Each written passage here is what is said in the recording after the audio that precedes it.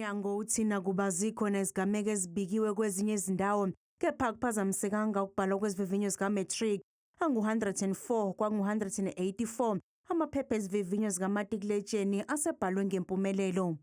So far, our systems are holding up well, even under pressure. The department has taken comprehensive measures to safeguard the integrity of the exams, ensuring that every learner has a fair, consistent and supportive experience. Umnyango uthi uzibeke phambili izinhlelo zokuphepha kwabafundi. It is with an extremely heavy heart that I want to address the deeply distressing incident that occurred in Ezweni. 5 grade 12 learners were subjected to horrific acts of violence, of rape, and I want to express my deepest sadness for what these young learners have had to endure. In response to this tragedy, the department has prioritized psychosocial support for the affected learners.